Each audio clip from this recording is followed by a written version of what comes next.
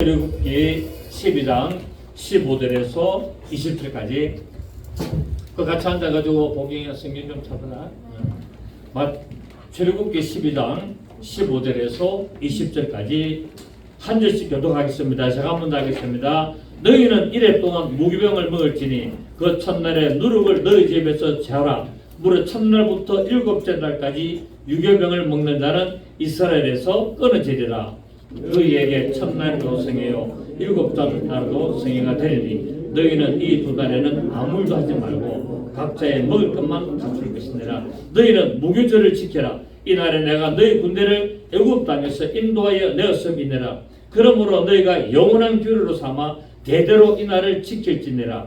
첫째 달 그날 열날 저녁부터 21일 저녁까지 너희는 무기병을 먹을 것이요 이래 동안은 누룩이 너희 집에서 발견되지 아니하도록 하라.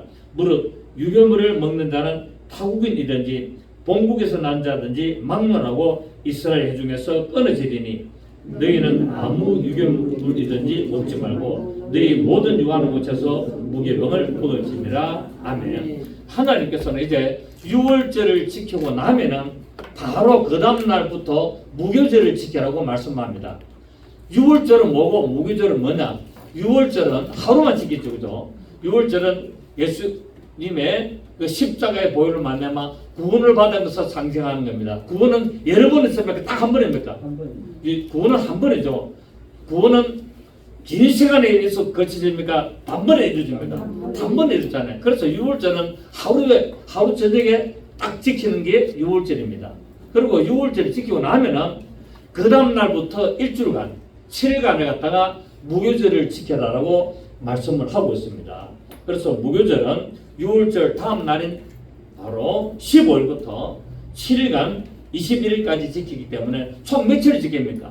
유월절 하루 무교절 7일 하면은 총 8일간을 지켜야 되죠. 그죠? 8일간 지켜야 되는데 이것은 뭐냐면은 구원을 예수 그리스도의 십자가의 보혈로 말미암아 구원을 받은 것을 상징하는 유월절은 하루고 이제 이 예수 그리스도의 피로 말미암아 구원을 받았다면은 7일 동안 7일이라는 것은 땅의 완전수 땅에서 너희가 사는 완전한 기간 동안 너희가 살아가는 이 세상에서 삶을 마감하는 그 기간 동안 무교병을 먹으라는 겁니다. 그러니까 무교병을 먹으라는 말은 뭐냐면은 죄가 들어가지 않는 삶을 살아라. 이것을 말하고 되면은 그 다음에 총 며칠 됩니까? 8일 됨으로 말미암아 완전한 부활을 이루게 된다는 것을 의미하고 있다는 겁니다. 그래서 유월절과 무교절을 지키는 것은 결국 무엇을 말한다? 예수 그리스도의 피로 말미암아 구원을 받고 이 세상 살 동안에 완전한 죄 없는 삶을 살도록 하여서 8일째 곧 완전한 부활을 이룰 것을 말씀을 하고 있는 것입니다. 그래서 첫째 날과 마지막 날에도 성회를 모이라는 겁니다. 첫째 날도 모이고 마지막 날도 모이라는 말은 뭡니까? 예수 그리스도의 피로 말미암아 구원을 받으면 하나님께 영광 예배를 드리는 그런 모임을 가지고 또 마지막 날 하나님의 나라가 하는 그날까지 하나님 앞에 예배드리는 그런 모임을 가질 것을 말하고 있고 우리에게 이런 의미를 주고 있습니다. 무교절에 누룩이 없는 무기병을 먹어야 하는 것은 누룩이 죄로 말미암아 우리의 삶을 부패하게 만들죠. 여러분 우리가 왜 힘듭니까? 죄 때문에 그렇잖아요. 우리가 죄를 안 지으면 힘든 게 없어요. 죄를 지으면 항상 뭡니까? 불안하잖아요. 항상 죄를 지으면 마음이 불안하고 누가 나를 잡으러 오지 않는가 고소하지 않는가 항상 불안한 삶을 살 수밖에 없는 겁니다. 그렇기 때문에 누룩은 죄를 상징하기 때문에 이 누룩이 있는 것을 먹게 되면 우리 삶에 부패가 된다는 거예요. 누룩은 계속 부패하기 때문에 그렇기 때문에 너희는 죄를 짓지 않는 삶을 살아라라는 것을 말씀하고 있습니다. 그렇다면 혹시 이전에 부패하고 타락한 삶을 살았다라면은 이제 예수 그리스도의 피로 말미암아 구속함을 받은 자는 영원한 안식을 이룰 때까지 흠없는 예수 그리스도의 피로 말미암아 그 하나님의 생명 말씀을 먹고 살아야 될 것을 말씀을 하고 있고 누룩이라는 우상과 이방 종교 어떤 죄된 삶을 버리고 오직 예수 그리스도의 생명의 말씀을 먹고 순전한 삶을 살도록 해라는 것을 말씀을 하고 있습니다. 다시 말하자면은 하나님의 자녀들이 신앙생활, 그 믿음을 유지하는 것은 누룩이 없는 딱딱한 빵. 여러분 누룩이 없는 빵을 먹으면 딱딱합니까? 부드럽습니까? 먹기 힘들잖아요. 그죠? 이처럼 죄를 짓지 않고 살아가는 것이 쉽지 않다는 겁니다. 죄를 짓지 않고 살아가는 것이 굉장히 딱딱하고 힘들고 어렵다. 그럼에도 불구하고 그것을 지켜야 될 것을 말씀을 하고 있습니다. 왜냐하면 죄라는 것은 우리를 부드럽고 편안하고 우리에게 즐겁고 자극적인 것으로서 유혹하는 그런 일들이기 때문에 우리가 신앙생활하면서 교회 안에서 살아갈 때 교회 안에 있는 여러 가지 요소들 중에서 죄 요소를 없애버리라는 겁니다. 여러분 교회 안에도 죄 요소가 있습니까 없습니까? 여러 가지가 있어요. 뭐 예를 들어서 뭐 말한다면 어떤 뭐 촛불을 켜놔놓고 교회 안에다가 촛불을 켜놔놓고 어떤 그런 예배를 드리고 그런 것들 뭐 캔들 타임 해가지고 하고 있고 그 다음에 어떤 뭡니까? 교회 안에다가 어떤 성인들의 어떤 모습을 새겨놔놓고 아니면은 그런 그림들을 그려놔놓고 또 심지어는 예수님의 얼굴이라고 해서 예수님 사진을 붙여놓은 교회들도 많이 있습니다. 이게 전부 다 미신적인 요소잖아요. 예수님 사진 백날 그려놔봐야 그 예수님 맞습니까? 안 맞습니까? 엉터리거든요. 근데 그걸 오늘날 교회 안에는 예수님 사진을 예수님이 나의 목자시니 내가 부족함이 없으리라 해서 예수님이 양떼를 딱 양 한 마리 안고 양떼를 몰고 가는 어떤 그런 사진들 그림들 교회에 많이 붙여놓죠. 전부 다 미신이라는 거예요. 미신. 그 오늘날 교회 안에도 이런 미신적인 요소가 굉장히 많습니다. 또 한 가지 뭐 예를 생각나는데 유아세례. 유아세례가 성경적입니까? 미신적인 요소입니까? 미신적인 요소예요. 그래서 우리 교회에서는 유아세례를 아예 안 하잖아요. 대한민국의 모든 장로교에서는 다 유아세례를 한지 몰라도 우리 교회는 한 번도 유아세례를 해본 적이 없습니다. 30년 동안. 왜? 믿음은 자기 의지로 고백을 해야 되거든요. 자기 의지로 믿음을 고백할 때 세례를 베푸는데 아무것도 모르는 아이를 갖다가 세례를 준다? 이게 어디서 나왔습니까? 카톨릭에서 나왔다. 카톨릭에서 나왔다. 이게 어디서 나왔냐? 우리 개신교사는 바로 칼빈이 이걸 만들어냈잖아요. 로마 카톨릭에 있는 이런 것들을 받아들여가지고 개신교에서도 이런 유아세례를 베풀어야 된다 해서 유아세례를 베풀고 있고 이래 했지 않습니까? 또 우리 기독교 안에 보면은 뭐 저는 뭐 깊이 연구는 안 했습니다만은 칼빈 이야기를 했었기 때문에 생각이 나는데 어떤 전적 타락, 인간은 전적으로 타락했다. 그래서 인간은 전적으로 타락하기 때문에 절대로 인간은 구원을 받을 수 없다. 또 전적 무능, 전적 타락, 전적 무능. 이 칼빈이 기독교 강요라는 책에서 1번, 2번으로 이렇게 주장합니다. 그 다음에 불강력 은혜. 그 은혜는 우리가 절대로 은혜를 받을 수 없다. 불강력 은혜다. 어떤 이런 것들. 그 다음에 제한적인 속죄. 기독교 강요 책을 보면 다 나옵니다. 우리 다 그거 다 공부했거든 시작이 할 때. 그러니까 결국 뭐냐면은 전적 타락, 인간은 전적 타락, 전적 무능이기 때문에 인간은 절대로 구원을 받을 수 없고 오직 하나님이 선택된 자에게 구원을 주셔야만이 믿음을 주셔야만이 구원을 받을 수 있다고 말하고 있습니다. 맞습니까? 안 맞습니까? 안 맞잖아요. 그러니까 하나님은 뭐냐면은 인간이 하나님이 인간 구원할 인간에게 그들이 다 아담으로 말미암아 죄를 지었다. 그 전적 타락은 맞습니다. 전적 타락하고 전적 무능이 일부는 맞아요. 전적 타락했고 전적으로 무능해졌기 때문에 하나님이 이 구원을 받을 자들에게 이 창세전에 이미 구원을 받을 자들에게 하나님이 믿음을 주어서 그들이 믿음을 받아들여서 구원을 받는다. 이게 전적 타락이고 전적 무능이에요. 그래서 성경은 그렇지 않습니다. 성경은 내가 복음을 듣고 내가 회심해서 나가면 구원 받는 거예요. 그렇잖아요. 그죠? 그래서 이미 구원 받을 자가 예정되어 있고 구원 받지 못할 자가 예정되어 있다. 그래서 이 구원 받을 자들에게 복음을 주는 것이고 선물을 주시는 것이라고 말하고 있는데 물론 저는 칼빈주를 다 모릅니다. 왜냐하면 원체 반대하기 때문에 그것도 공부를 했고 기독교 강요나 이런 것들 다 읽어봤는데 성경은 무엇이라는 말. 그래서 저는 그게 대해서 뭐라고 뭐 제가 반박을 한다거나 그렇게 할 뭐 자신도 없고 그런 지식도 안 됩니다. 그러나 제가 아는 성경에서는 하나님은 누구든지 주의 이름을 부른 자는 구원을 받는다고 말씀하고 있잖아요. 누구든지 주의 이름을 부르면은 구원을 받는다고 로마서에서 말씀하고 있고, 또 하나님은 모든 사람이 구원에 이르기를 원한다고. 자, 우리 한번 봅시다. 디모데전서 2장 4절입니다. 디모데전서 2장 4절 한번 봅시다. 신약성경 337페이지. 신약성경 337페이지. 디모데전서 2장 4절 시작. 하나님은 모든 사람이 구원을 받으며 진리를 아는 데 이르기를 원하셨는지. 하나님은 선택받은 사람이 구원에 이르기를 원했습니까? 모든 사람이 구원에 이르기를 원했습니까?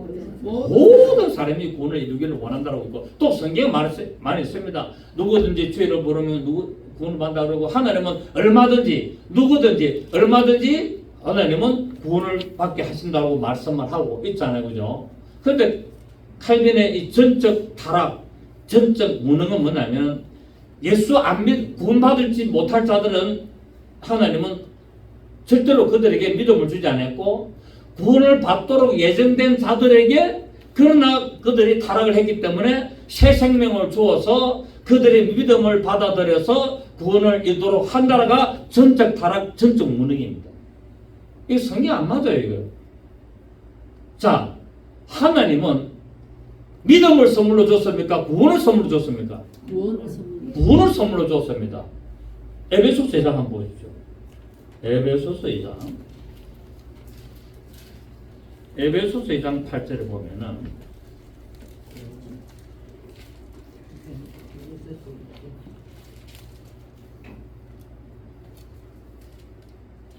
에베소서 2장 8절.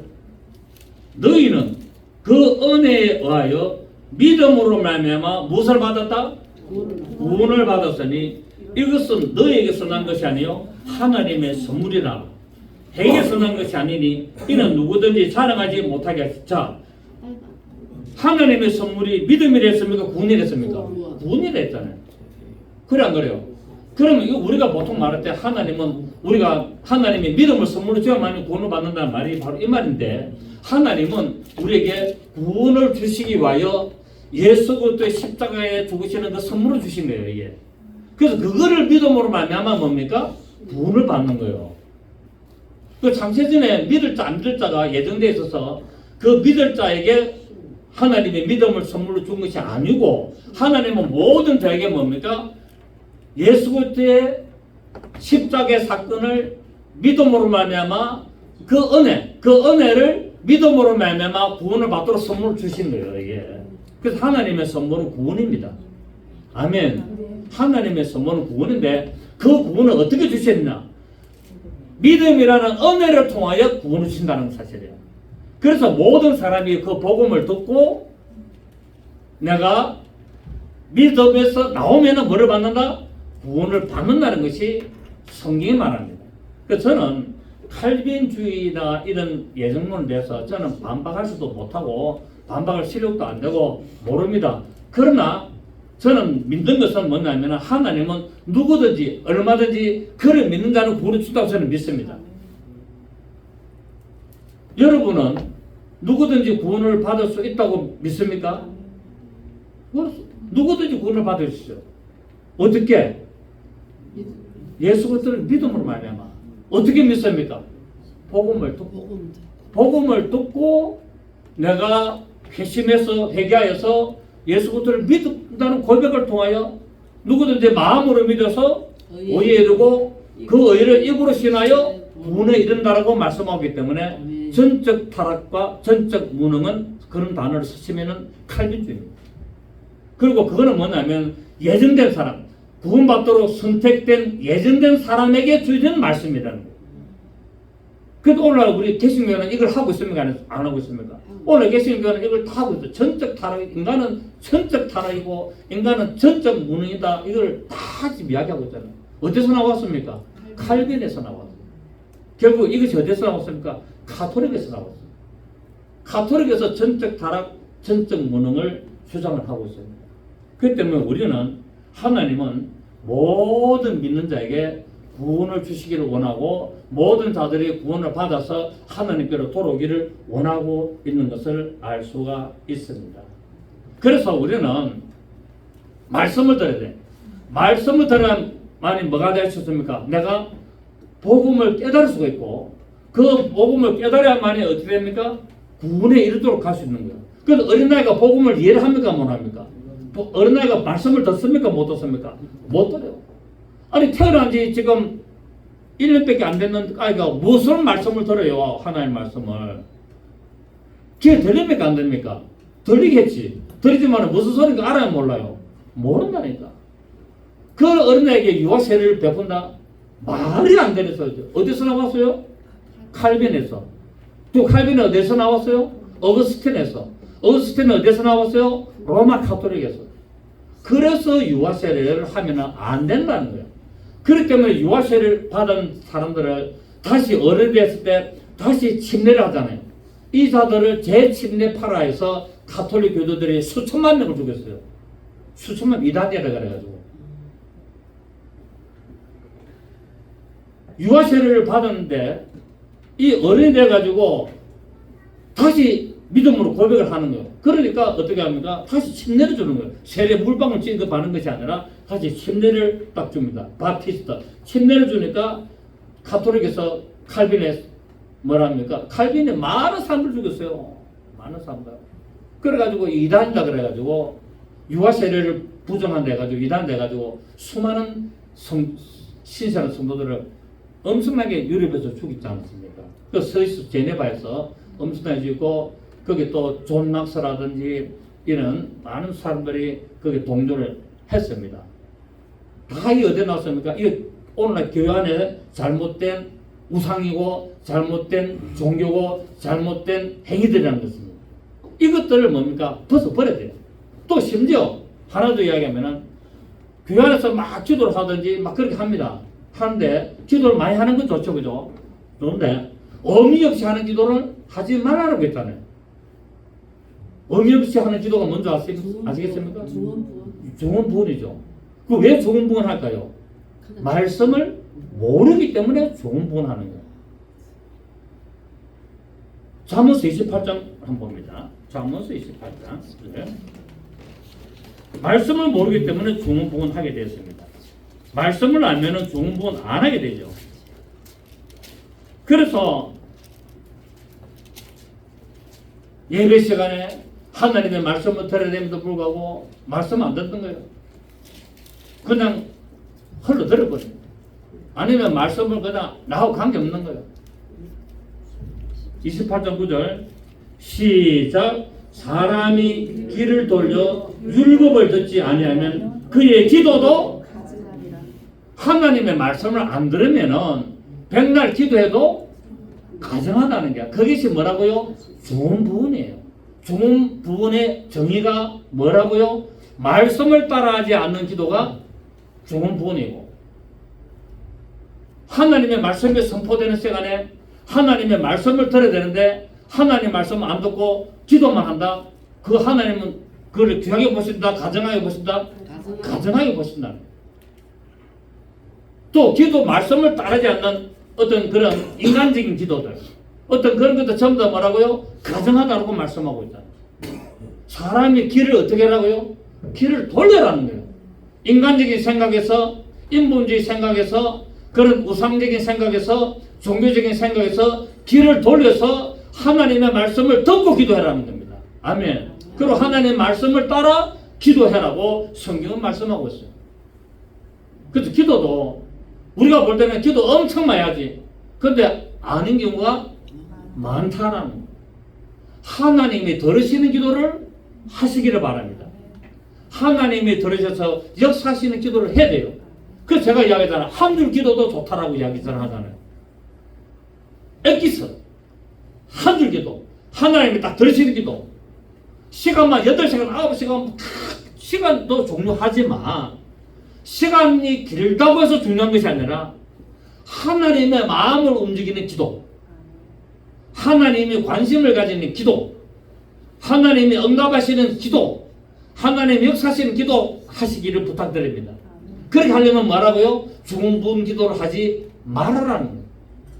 그 중언부언 기도를 안 하려면 어떻게 된다고요? 하나님의 말씀에 따른 기도를 해라는 거예요. 그래서 여러분 집에서 기도하시는 것도 좋고 교회에서 기도하시는 것도 다 좋은데 어떻게 하셔야 된다고요? 말씀에 따른 기도를 하시기를 바랍니다. 그리고 교회 와서 기도를 예배 시간 예배 때 왔습니까? 말씀에 집중하시기를 바랍니다. 예배 시간에 말씀을 집중 안 하고 엉뚱한 생각, 다른 생각, 곤란하다는 예배 시간에는 기도 시간이 있고 찬양 시간이 있고 말씀 시간이 있는 거예요. 제가 항상 강조하잖아요. 찬양할 때 찬양해라. 기도할 때 기도하자. 말씀할 때 귀를 기울여 듣자. 이게 모여서 예배입니다. 예배라는 게요. 기도만 예배도 아니고 찬양만 예배도 아니고 설교만 예배도 아니에요. 이 모든 것들이 다 조화롭게 이루어져야만이 이것이 하나의 하나님 앞에 드려지는 예배가 되는 겁니다. 근데 어떤 뭐 저 빈라드나 이런 데 가보면은 막 어떻습니까? 음악 막 그냥 록 음악 갖다가 몇 시간째 두드리고 하잖아요. 그게 심취해가지고 그냥 빠지는데 그 예배입니까? 종교행위지. 그 종교행위거든요. 그 빈라드가 하는 것들이나 어떤 막 젊은 아들 막 그냥 불불 뛰고 하잖아요. 틀린 거는 아니다고 저는 봅니다만은. 그런데 그 애들이 그렇게 뛰고 나서 설교 시간에 어디 갑니까? 나갑니다. 설교시 나가고 다 자고 다 그래요. 그 무엇이 그 예배예요. 예. 이런 것도 우리가 오늘날 교회 안에서 잘 생각할 필요가 있다는 사실입니다. 어쨌든 말하다 보니까 이상하게 좀 넘어가 버렸습니다만은 그래서 우리는 교회 안에서 사단적인 여러 가지 요소를 없애야 한다는 것을 말씀하고 있습니다. 교회 안에 여러 가지 사단적인 요소를 없애야 된다. 미신적인 요소들. 내가 이렇게 하니까 하나님이 이렇게 해주실 것이고 내가 이렇게 하니까 하나님이 복을 주실 것이고 기도 막 한다고 하나님 복 주시나요? 아니잖아요. 기도 막 하면 복 주시면 다 때려치고 막 기도만 하겠다. 그렇잖아요. 모든 것이 하나님이 보시기에 합당하게 하는 모든 것. 그래서 하나님 모든 것을 질 수 있게 하라. 질 수 있게 하라. 하나님의 뜻 안에서 하고 하나님이 받으실 만한 기도를 드리고 아멘. 그런 여러분 되시기를 바랍니다. 아멘. 그래서 사람은 누구나 어떤 교회 환경에서 영향을 받기가 쉽습니다. 모르기 때문에. 그래서 교회 안에서 촛불을 켜놔놓고 예배를 드린다든지 제 선배 목사가 그걸 하거든요. 교회 안에 촛불 다 켜놔놓고 거룩하게 해요. 비둘기 딱 임자는 것막 기도도 할 때도 일합니다. 기도도 할 때도 우리는 보통 일하잖아요. 일하는데 또 저 순누다라고 모르고 완전히 가톨릭을 좋아합니다. 기도도 저 순누원인데 그런 데 가서 기도하고 이래요. 완전히 이게 괜지 이거는 무슨 성당 비스무리 한 건지 이해가 안 되는 거예요. 오늘 교회 안에 그리고 목사들 가운 설교할 때 있는 가운 까만 가운 저는 안 했잖아요. 그게 어디서 나왔습니까? 가톨릭에서 나왔잖아요. 가톨릭에서. 물론 우리가 성찬식을 한다든지 어떤 임식을 한다든지 할 때 우리가 어떤 예식을 할 때 입을 수 있어요. 뭐 그게 틀린 건 아닙니다만은. 그게 뭡니까? 가운 입으면 말미암아 교인들하고 목사하고 뭡니까? 구분을 딱 짓는 거예요. 나는 성직자고 여러분은 그냥 내 말 들어야 된다. 이게 딱 구분을 짓는 거예요. 그렇지 않습니다. 우리 다 뭡니까? 다 동일한 제사장들이에요. 우리 다 동일한 만민 제사장들이에요. 그렇지 않습니까, 여러분? 그래서 교회 안에서 계급주의, 어떤 구별시키는 것, 어떤 이런 미신적인 요소들, 촛불, 성화, 어떤 이런 것들, 뭐를 갖다 놓으면 뭐 교회가 뭐 교회다고 보이고, 아니 교회 아무것도 없으면 어때요? 에? 교회 아무것도 없이 그냥 설교하면 어떻습니까? 꼭 뭐 다른 또 없으면 없을 수도 있지 뭐. CD 없으면 없을 수도 있지 뭐. 그거 그냥 뭐 부르면 되지 찬송. 하나님 기뻐하시는 찬송 부르면 됩니까 안 됩니까? 그 제가 이런 말한 것은 필요 없다가 아니라 이런 미신적인 요소에 치우치지 말라는 거예요. 아멘. 본질을 알자는 거예요. 본질을. 전적 타락, 전적 무능, 불강력 은혜. 그러니까 불강력 은혜라는 말은 뭐냐면은 칼빈이 주장하는데 하나님이 은혜를 안 주시면 절대로 저들은 뭡니까? 구원을 받을 수 없다는 거예요. 제한 속죄. 속죄도 뭡니까? 제한 속죄를 해가지고 선택된 자만이 속죄를 받을 수가 있고, 왜 그렇게 이야기하는 거예요? 그 전부 다 그게 전적 타락에서 다 나왔다니까. 전적 무능에서. 그 조심하시라고. 여러분들이 어떤 이 신앙서적 이런 거 읽을 때 모르잖아요, 여러분들. 여러분 모르기 때문에 읽어보면 맞는 말 같아. 맞는 말 같는데 뭡니까? 굉장히 신앙적으로 이 위험한 요소들이 많이 있다는 거예요. 그거를 분별할 줄 알아야 돼요. 그걸 갖다 제가 이 설교를 할 때 한 번씩 이야기를 하잖아요. 그러면 기존 여러분들이 듣고 알아왔기 때문에 그걸 이해를 못 한다는 거예요. 왜? 한국의 장로교는 칼빈주의이기 때문에. 한국의 장로교는 칼빈주의, 다른 말로 하면은 개혁주의, 다른 말로 하면은 언약주의이기 때문에. 언약이란 말은 뭡니까? 예수 믿을 사람을 이미 하나님 언약해놨다는 거예요. 그렇기 때문에 이때까지 조상 때부터 계속 이렇게 설교를 들어봤고 예를 해왔기 때문에 무뎌져가 있고 그게 당연한 줄 아는 거예요. 그런데 성경을 보면은 그것이 아니라는 거예요. 아니.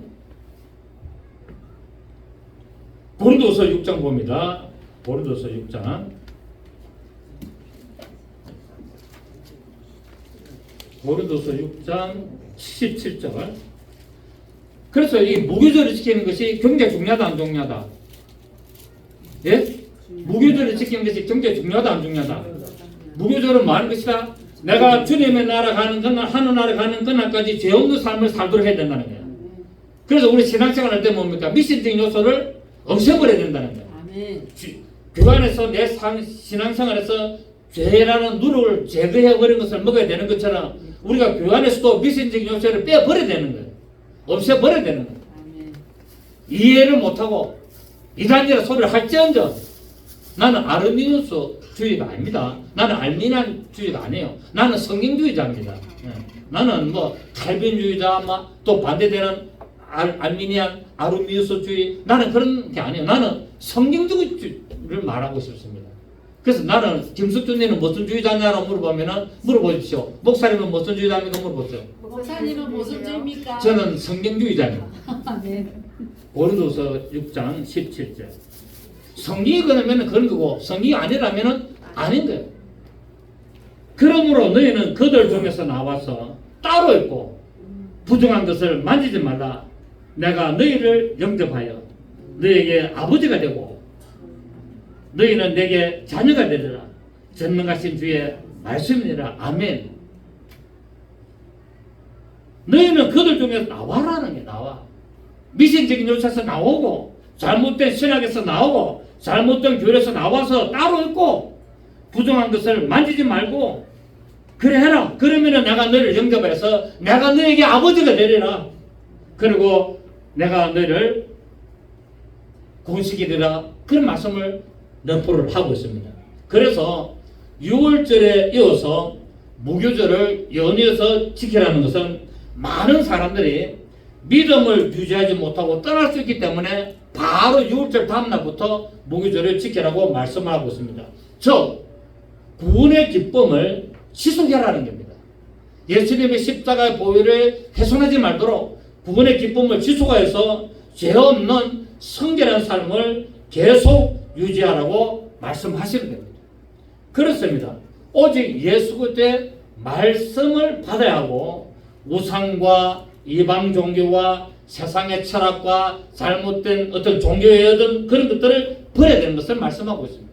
골로새서 2장 9절 봅니다. 골로새서 2장 9절.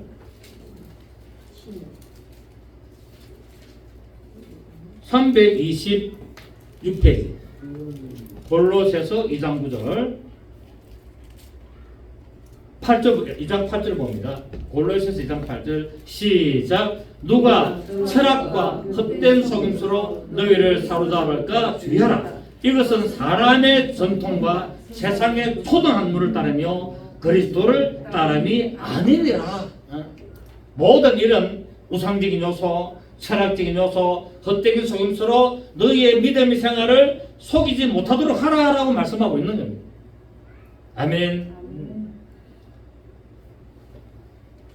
그래서 무교절을 6.25절을 이어서 바로 7일 동안 7일은 며칠에 무엇을 말한다고요? 7일은 우리의 이 땅에서 완전수 우리가 신앙생활, 이 땅에서 내가 신앙생활하는 그 완전한 기간 동안, 그 온전한 기간 동안에 지게 될 것을 말씀을 하고 있습니다. 그리고 오늘 우리 본문에 17절에 가면은 본문 17절 봅니다. 너희는 무교절을 지키라.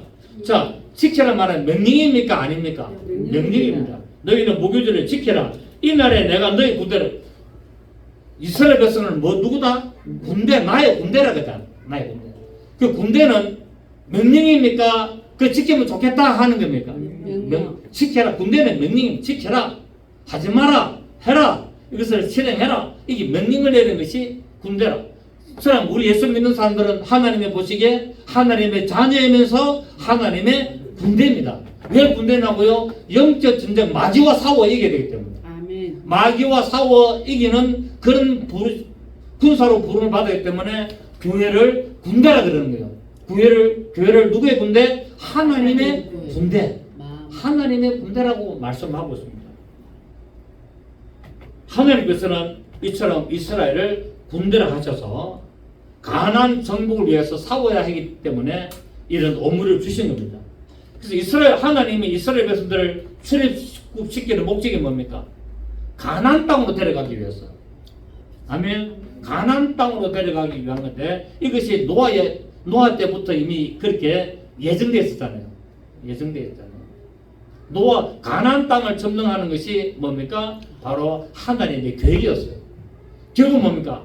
이 땅의 세상에서 마귀로부터 고통당하는 하나님의 백성들을 불러내어서 바로 예수 그리스도 안으로 데려가는 것이 하나님의 계획이라는 거예요. 이 가나안은 예수 그리스도를 상징한다 그랬잖아요. 그게 하나님의 계획이라는 거예요. 그래서 그 일을 이루기까지 무엇을 해야 된다? 수많은 영적 전쟁을 쳐야 된다는 거예요. 수많은 영적 전쟁을 치기 때문에 이스라엘 백성들을 하나님의 군대를 한 것처럼 오늘날 우리 하나님의 부르심을 받고 믿음으로 고백하여 나온 자들을 하나님의 군대라고 말씀하고 우리를 영적 군사라고 표현을 하고 있다는 사실입니다. 그래서 우리에게 싸움을 할 수 있는 무기를 주셨는데 그것이 뭐라고요? 말씀의 금, 하나님의 말씀의 금, 성령의 금을 우리에게 주시고 진리의 허리띠를 띠고 흉배를 붙이고 복음의 예배의 신발을 신고 이런 믿음의 전투를 해야 될 것을 에베소서 6장에서 말씀하고 있습니다. 자 봅니다. 에베소서 6장 11절 에베소서 6장 11절 에베소 6장 11절 12절 보시면 10절부터 끝으로 너희가 주 안에서와 그 힘의 능력으로 뭐하여져라? 강건하여져라. 우리가 주 안에서 날마다 뭐 해야 됩니까? 강해져야 되는 거예요. 왜? 11절에 마귀의 관계를 능히 대적하기 위해서 마귀의 계략을 대적하기 위해서 우리가 강건해지고 또 그렇게 하기 위하여 하나님의 전신갑주를 입어라. 시작. 우리의 씨름은 혈과 육을 상대하는 것이 아니요 통치자들과 권세들과 이 어둠의 세상 중하자들과 하늘에는 악의 영들을 상대하느라. 그러므로 하나님의 전신갑주를 취하라. 이런 악한 날에 너희가 능히 대적하고 모든 일을 향한 후에 서기가 아니라. 영적 전쟁을 하는 목적이 뭐라고요? 올바로 서기가 아니라. 어디서? 천국에서 하늘의 나라에서 올바로 서기가 아니라고 말하고 있습니다. 그래서 우리에게 이 군대라는 어무를 줬는데 베드로전서 5장 8절에 근신하라 깨어라 너희 대전 마귀가 우는 사자같이 두루다니며 삼키자를 찾기 때문에 그래서 우리는 이 상길들고 덤비드는 마귀를 싸워 대적하고 이기는 군인의 역할을 해야 된다는 사실을 알 수가 있습니다.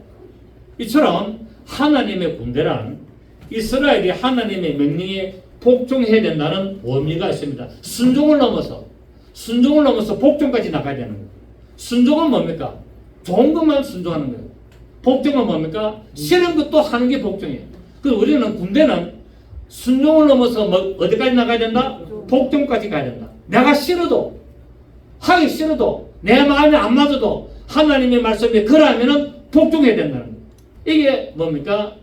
하나님이 우리를 부르신 부름의 목적이고 이것을 무기절을 지키라는 사명을 주신 겁니다. 그래서 우리는 우리 삶 속에서 신앙에서 믿음 생활에서 어떤 우상 요소들, 이방 요소들, 잘못된 신학, 잘못된 교리를 과감하게 벗어내 버려야 된다는 사실.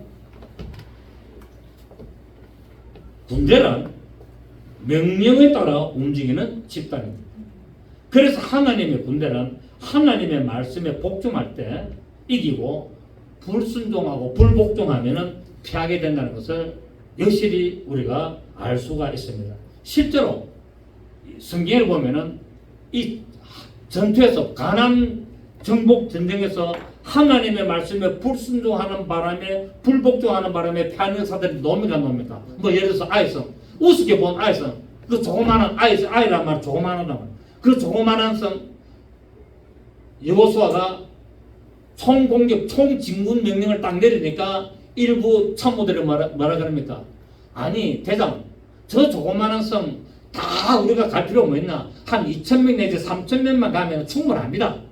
그렇게 했어. 그러니까 여호수아가 고민 끝에 그래 그러면 작으니까 그럼 해봐 하고 했는데 어찌 됩니까?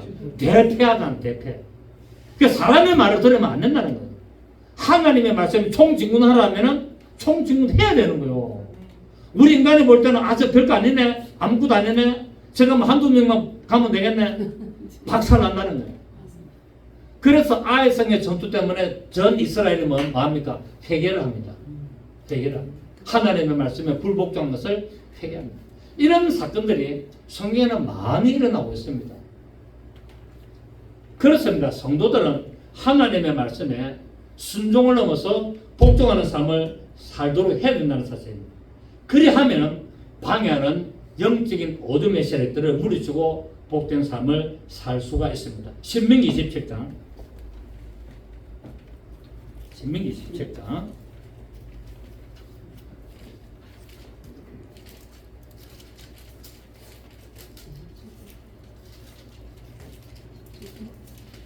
27장 10절 303페이지 신명기 27장 10절 시작. 그런즉 내 하나님 여호와의 말씀을 성동하여 내가 오늘 내게 명령하는 그 명령과 규례를 행할지니라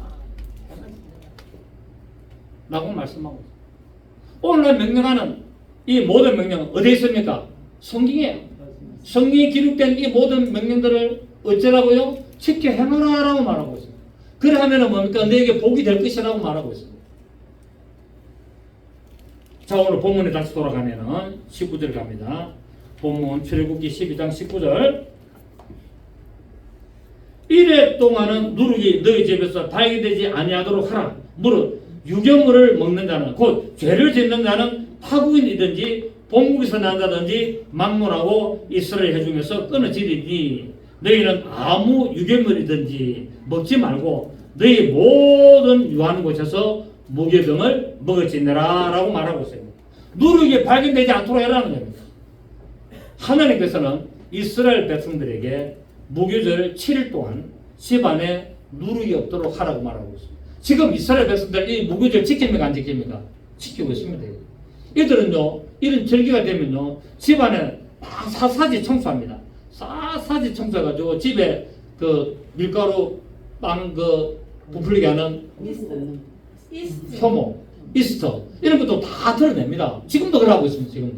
지금도 그러고 심지어는 몸에 털 있잖아요. 몸에 잔털 안 납니까? 이것도 면도로 다 합니다. 면도 싹 다 합니다. 이 사람들 철저합니다. 지금도 그러고 있습니다. 지금도. 그 우리가 따라가겠어요? 못 따라가겠어요? 그런데 그건 종교행위가 아닙니까? 종교행위라는 그 믿음이 아니라는 잘못된 믿음입니다. 여러분, 구약의 이스라엘이 행위로 구원받았습니까? 믿음으로 구원받았습니까? 믿음으로 구원받았죠. 구약 예수님 오시기 이전에 이스라엘은 믿음으로 구원받았습니다. 이방인은 구원받은 자들이 있을까 없을까요? 있죠. 그런데 그 기준이 뭘까요? 이스라엘은 율법이 믿음의 기준이었습니다. 맞습니까? 이스라엘은 율법이 무슨 기준? 하나님을 믿는 기준이 바로 율법이었고, 이방인은 그 양심에 새겨진 율법이 믿음의 기준이었습니다. 맞습니까? 아, 대답 좀 해주세요. 아멘. 제가 얼마나 많이 가르쳤습니까? 구약에도 율법시대에도 믿음으로 구원을 받는데 그러면 그 믿는다고 해서 다 구원받아서 여러분 이스라엘이 율법이 시대에 다 구원받았습니까? 못 받았죠. 일부만 구원받았잖아요. 그래 안 그래요? 일부는 표현이 좀 어색하다만 이스라엘 백성들이 율법을 받았지만은 다 구원받은 게 아니에요. 성경 고린도서에서 보면 저들이 안식에 들어가지 못한다라고 이야기하고 많이 나오잖아요. 저들이 믿음으로 구원을 믿음이 돼서 다 구원받아야 되는데 왜 구원받지 못했을까요? 믿지 않으니까. 믿었지. 이스라엘 백성들이 하나님 믿지. 믿는데 구원을 못 받았어. 출애굽 했어. 그런데 저들이 안식에 들어가지 못하고 다 탈락했어. 왜?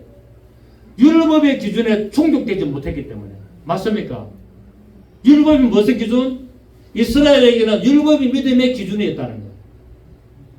그래서 이스라엘은 하나님을 믿는데 무엇을 따라 믿어야 됩니까? 기록된 율법의 말씀을 지킴으로 구원을 받습니다. 맞습니까? 믿는다고 다 구원 받습니까? 오늘 우리 다 믿는다고 다 구원 받습니까? 아니잖아요. 이방인들은 뭡니까? 양심에 새겨진 율법에 따라서 구원을 했다라고 로마서 2장에서 말씀하고 있다는 거예요. 그럼 신약시대는 이스라엘이나 이방인이나 전부 다 믿어야 됩니다. 믿음으로 구원받습니다. 그 믿음의 기준이 뭡니까? 예수 그렇지. 그리스도의 복음. 구약에는 율법이 있고 신약에는 그리스도 복음이 믿음의 기준이에요. 그래서 신약시대는 누구든지 이스라엘이든지 이방이든지 누구든지 복음을 듣고 믿어야 구원을 받습니다. 이 믿음의 기준, 무조건 믿습니다가 아니라 믿으면 뭐가 있다고요? 기준이 있다는 게 믿음의 기준.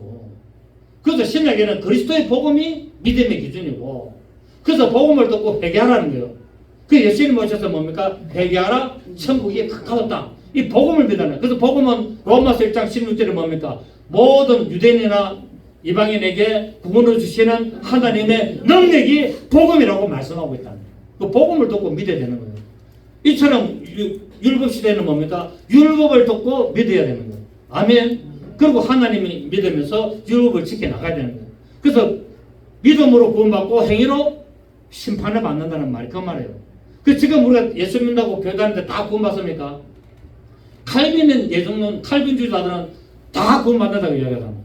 교회에 온 사람들은 하나님이 다 부르기 때문에 다 구원받는다 라고 이야기하다. 자, 그럼 선택된 사람만 구원받는다면은 전도 여행하러 비행기표 몇백만 원 들어가면 말로 다닐까요? 아깝고. 어차피 전도해봐야 안 믿을 건데. 어차피 교회 다니고 믿었는데 나중에는 다 믿음을 떠날 건데. 왜 새가 빠지게 돈 들어가면서 고생해가면서 전도할 필요가 뭐가 있느냐 말이에요. 할 필요가 없다는 거예요. 그리고 굳이 전도 안 해도 나중에 믿으러 오면 뭡니까?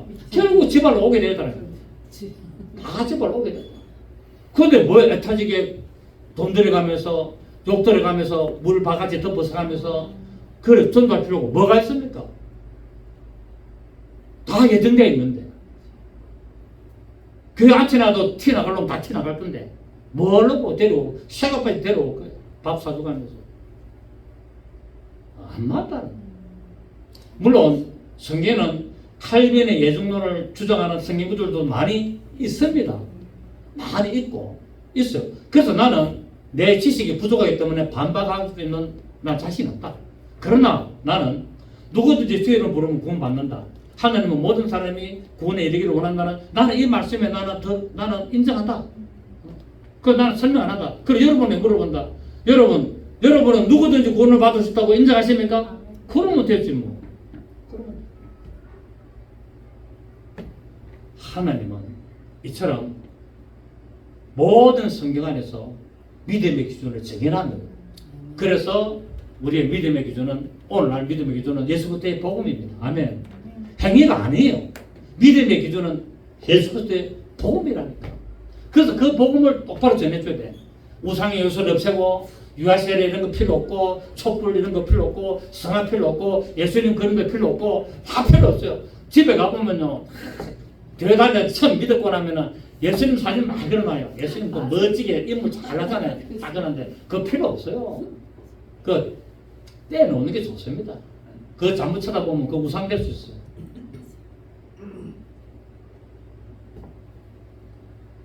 여러분, 믿음이라는 것은 복음을 믿는 겁니다. 아멘.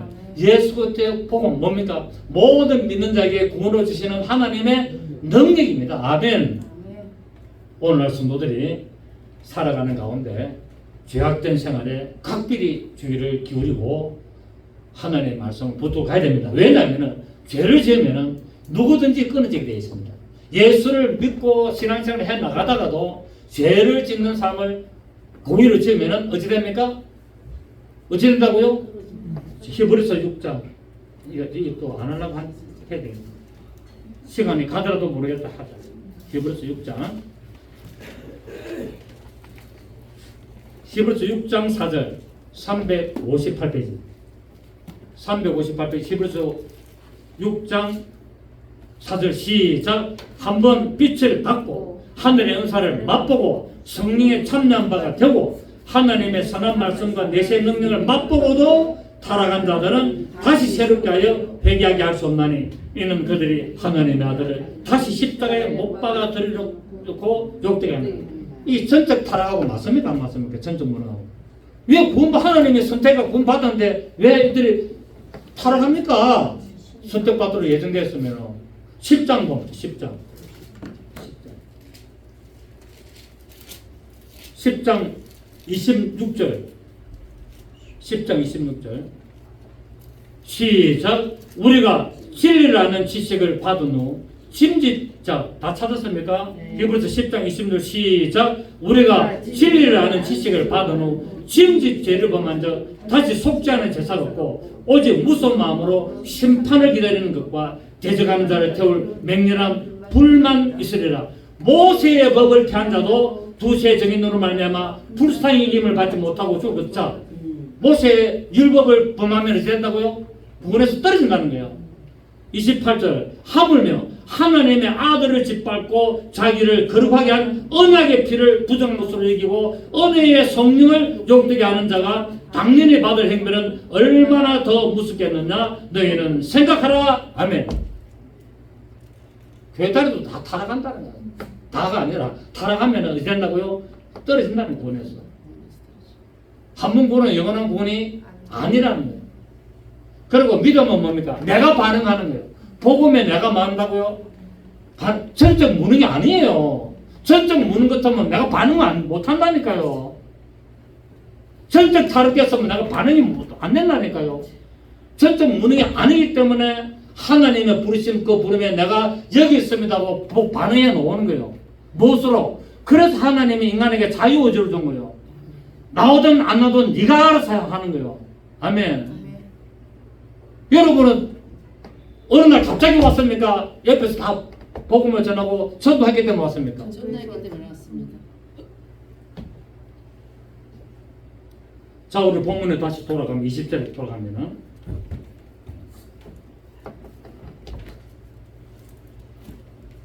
모르겠습니다. 이 유튜브로 듣고 칼빈 한국의 장로계 99.9%가 칼빈주였는데 내보고 이단이라고 막 공격 안 하겠나? 괜찮습니다. 내보기에도 내가 교회가 큽니까? 내가 나이가 젊어서 앞으로 창창합니까? 뭐 나도 뭐 끝날 때 다 돼가는데